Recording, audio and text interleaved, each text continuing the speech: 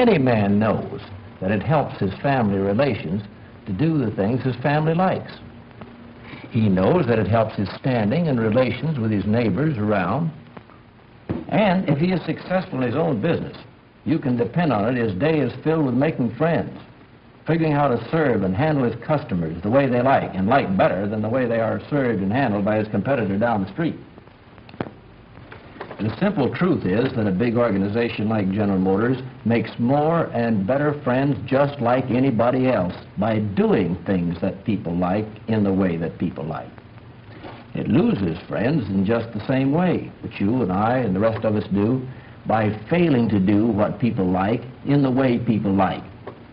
If we make goods that people like, if we serve folks the way they like, if our policies are sound, if our actions speak louder than our words, if we continually do more and more of the things folks like and fewer of the things they don't like, if every General Motors man in his office, on his production line, in his sales talks, in his sales room, and on his service floor, if young and old, every one of us could understand that to the world, he is General Motors, and if he thinks and acts accordingly, always of how it affects the other fellow, then nobody would need to ask of General Motors, what is public relations?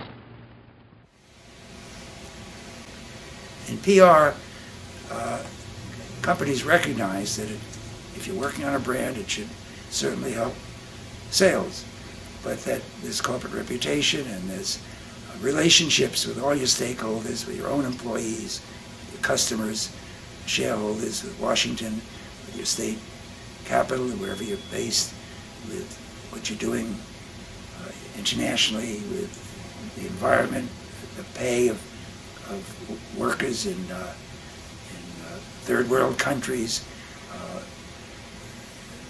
All of these things are part of what we do that don't have to do with just selling a product. The first public relations people that we had in the United States was in the Revolutionary days, and their names were Alexander Hamilton and James Madison, because they helped to write the Constitution, but even more than that, they got it accepted. And that was no easy task in a time when communications was not simple and not quick and easy as it is today, when word had to travel, literally by a piece of paper overland.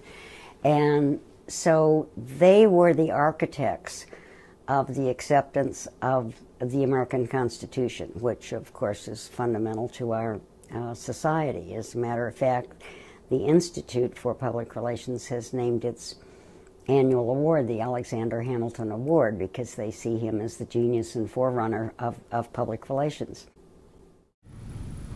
The week before graduating from Wayne State University in Detroit in a journalism class of 7 fellows, my advisor, just a wonderful man, Dr. Sprague Holden, called me into his office just prior to graduation.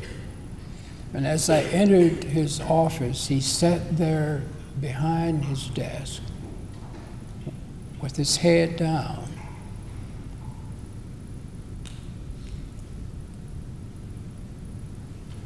And finally,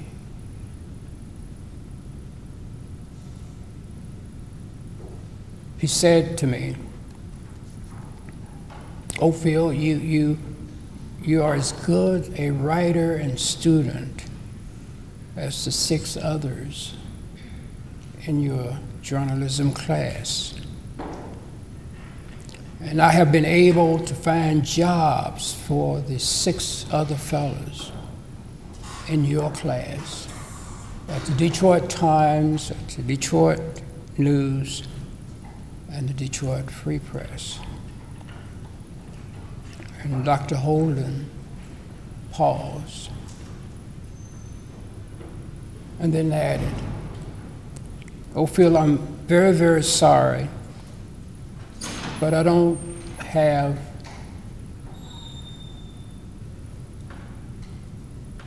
any contacts at Chet or Ebony magazine. And at that particular time, in 1958, daily papers in Detroit and throughout the country were not hiring people of color as writers, nor as copy boys or delivery truck drivers. However, I did not allow this rude jolt, this painful disappointment of racial discrimination, shatter or destroy my dream of one day becoming a journalist. But I'll tell you a story. We had a problem that in the technology of 1946 and 47, there was no way that on television we had found to show a moving arrow on a map. There was no way we could do it. We didn't know how to do it. So suppose you have a brilliantly illuminated map, and suppose through a prism or a mirror arrangement, you have a hand which is covered black gloves that moves an arrow, a white arrow across this map. The camera will not pick up the black hand on superimposition. It will only show the map, and it will show the white arrow that's moving. So this was a wonderful invention. It was patented. It was called the Bretsicon, and I was assigned to be the one to move the arrow. So they said, well, you'll have to get a black glove. A long black glove. So they sent me to Bergdorf Goodman, to the ladies department, and I will only tell you that I was a very mortified young man when I went to the ladies glove department and I told them what I wanted, and they said, well, what size is it? And I said, well, it's for me. and finally I got the black glove, and we were all ready to go on the air that night and show the movement of the arrow on the map for the first time it was ever done. And a union fight developed as follows. The Stagehands Union, which is the local one of the IATSE, said, he can't move that. This is a piece of stage equipment. That belongs to us under the contract. And the Electricians Union said, wait a minute. There's got electric light bulbs in there, and there's a reflecting device. That's an electrical device. That's not a stage piece of equipment, and this guy who isn't a member of the union can't do it.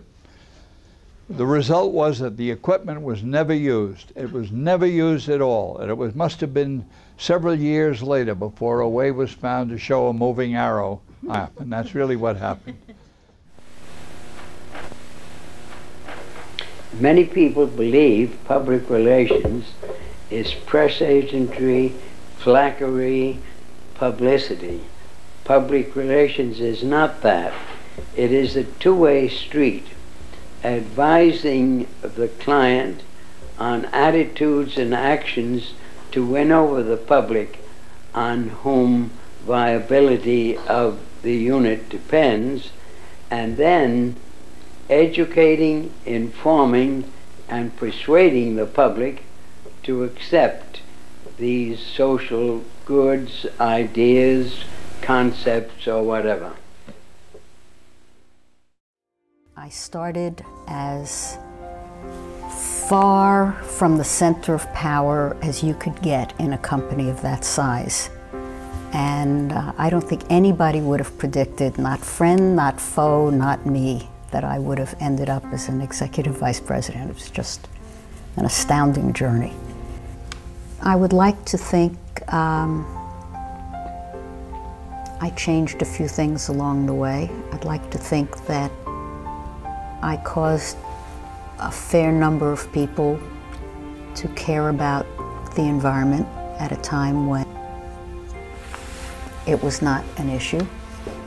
I'd like to think I helped AT&T be more successful in the era when it was of great service to the world. When I joined AT&T, people believed that we could change the world, and we did.